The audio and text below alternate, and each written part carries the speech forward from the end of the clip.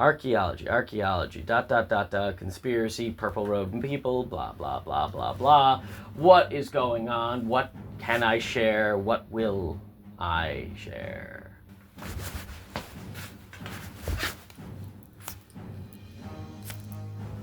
Good evening, ladies and gentlemen, and welcome back to yet another episode of K47's Grand Campaign, located here in Hobby Trench. I am your trusted host, Gorz, the news reporter of the war front and the going-ons of the conspiracy that's been laid upon us. We will be starting with a few notes of what happened in the last few months. We are at the date of November 16th. 1939, almost the end of the first year of this great world war. Again, take a look at this. There is another hair. I don't know why they keep getting up there. I don't know where they're coming. Like I'm rubbing my head on the goddamn board. We have discovered some critical information about these strange archaeology sites full of these conspiracy-driven, strange, shadowy groups.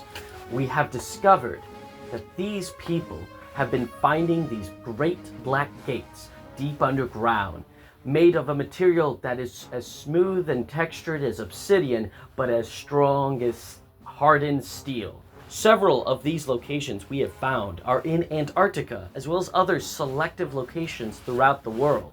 These places were the original dig sites and already discovered hidden locations of these shadowy groups. The shadowy groups still won't make any kind of statements or notices on exactly what they're up to. However, several nations, such as the Arctic Research Command, the Last Templars, the Kokutai clan, and several others, have been able to seize hostages to interrogate further information, something that we were briefly noticed on by these activities, but now we have some true evidence and information that has been made public. It's far worse than we could have ever imagined. These gates have finally been breached on several points. Doing so has released a great archive of technology and resources that no one has ever seen before. These things have been told to be from a place called the Tower, a tower that no one seems to locate or understand if it is an individual or a structure. The purple-robed cultists seem to have been arming themselves with more military gear. Where they're getting the gear, we have yet to discover, yet we have noticed that these strange figures have begun aligning with those who have built laboratories, offering their services in return for the cooperative of research and the continuous endeavors of the agenda of the Tower. The Tower. Those that have used rift networks have broken these gates and have forcibly seized much of this technology for themselves compared to the laboratories that have cooperated, taking a greater trove of riches for their nations and supreme generals. However, in return, the retaliation of these shadow groups have become severe, and several groups are rising up and seizing these vaults. These shadow organizations have begun seizing these vaults in several outburst rebellions within the regions that these rift networks have been built in. Those who have done it, you've been warned. If they haven't arrived yet, they will be coming for you. News, thank you.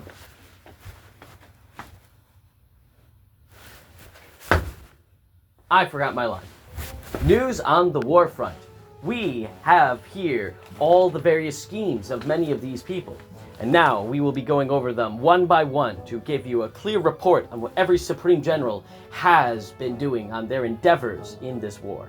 We will start with the most interesting part, the mass invasion, the great siege of North America. Oh, they're all just different colors of stars. Max Mahler's, Liberty Sky, Bloodied Stripes, and Ohio's Honor continued their collaboration and their resistance with their great counterattack that has now been initiated in North America, bringing forces from mid-north straight into the Rockies, with Liberty Sky sending 10 regiments into the Rockies.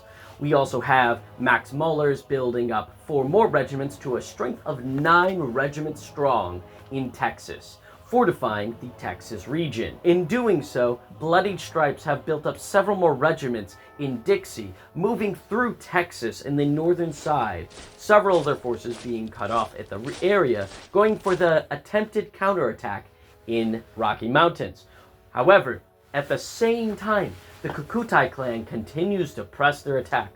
12 more regiments of the Japanese forces push straight through the Rockies into the Midwest, directly bypassing the Mid-North where Liberty Sky is sending their forces to the Rockies.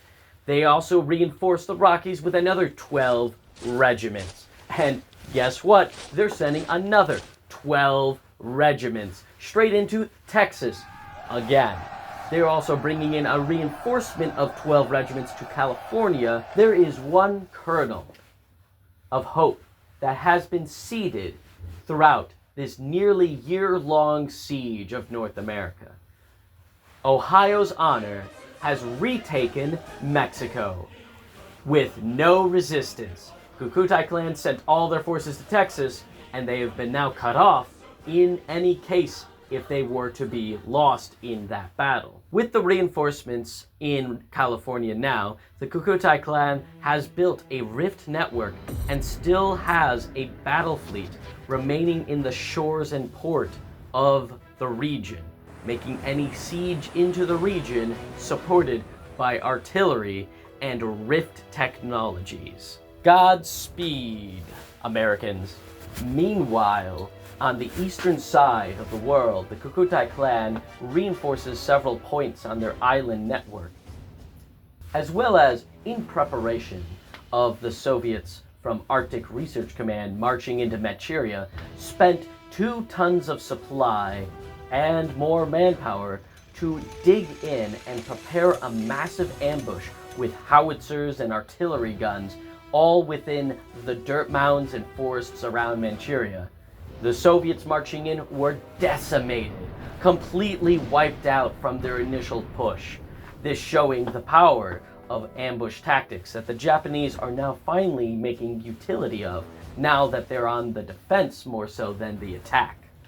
Moving through the Asian continent itself, the Emperor's Conquerors, with their great defeat and decimation in Mongolia, has now had a great restructuring of leadership. The Emperor's Conqueror's Supreme General tragically passed away in the Battle of Mongolia. His council of advisors are now governing the remainings of the colonies in their attempts to reinforce, defend, and hold what was left of his legacy. It is unclear where the direction of their leadership will go now, or if they will remain allies with those that they were associated with before. Moving through the western side of Asia, we have the Arctic Research Command in the Stans, in western China, and southern Siberia. Standing with their defeat in Manchuria, they've begun to reinforce Xinjiang. Xinjiang has been, oh man, just a side note. Xinjiang is the focal point of so much contention in the East. It's almost like that alone is the Middle East of the Asian continent itself. The Avalon Court was ensuring that it would secure for the Emperor's Conquerors. The Emperor's Conquerors have been demanding the region as rightfully their land, and the Kokutai clan has been promoting that the Emperor's Conquerors have the right to take it, as the Arc Research Command were the ones to seize it from another Soviet player, the Mraz Division, the big purple crown above them all. It's so bizarre that like every single Supreme General in that entire continent is bickering over this one region of Xinjiang.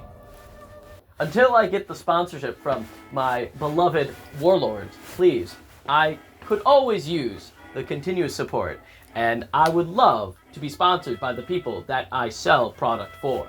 That's you, Warlord Games.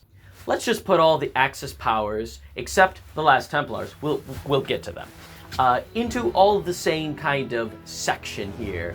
They all continue to build and act as a foreboding menace that will be a threat later on, but currently are fairly passive and everyone's friend. Thank you, Axis Powers.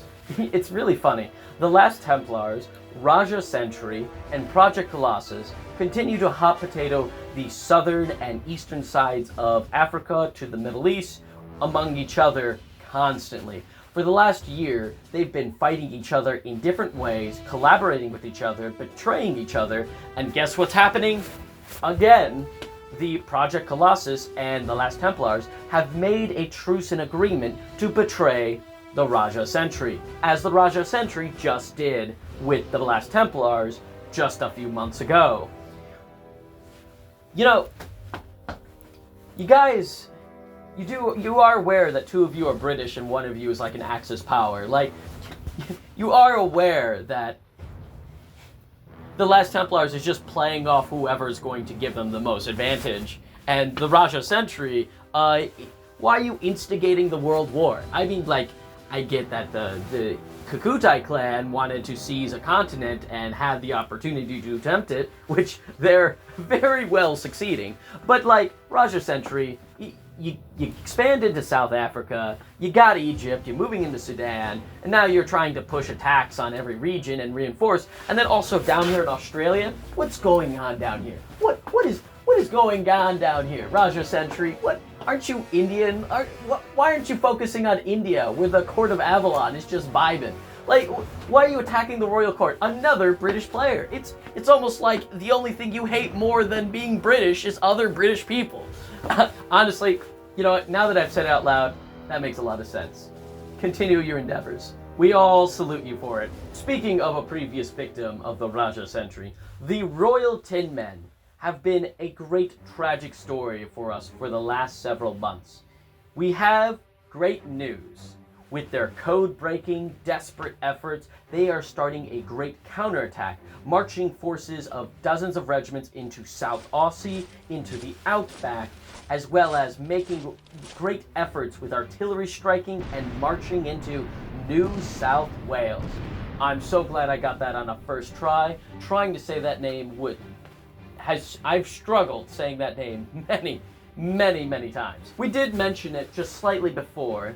The Court of Avalon, they were supporting the Emperor's Conquerors, and then after they supported the Emperor's Conquerors, they have been sitting around waving at people and, you know, eating some good, what's that Indian cuisine that's really good with like rice and spice and whatnot? Curry, thank you. They've been, you know, bunch of just, you know, pasty white British people eating good curry. Paleo. I like it. If you are enjoying the grand campaign of K47 here in Hobby Trench, please, I recommend and encourage you to not just subscribe, but comment and show the love of your attention and desire to see the narrative play out. After this season is over, we will show a time-lapse with a bit of a back-and-forth conversation, kind of like a short little dialogue that's a live video describing exactly what we were doing and how it played out, with kind of the direction of where the forces moved and attacked over the last several months of this campaign and the early war itself. Those that stuck around, thank you so much for your time and your effort in listening to me. This could not be possible without viewers like you. Thank you. Alright, we're done. Let's get out of here. It's crazy. Xinjiang, this fake microphone is just a little too big on me. This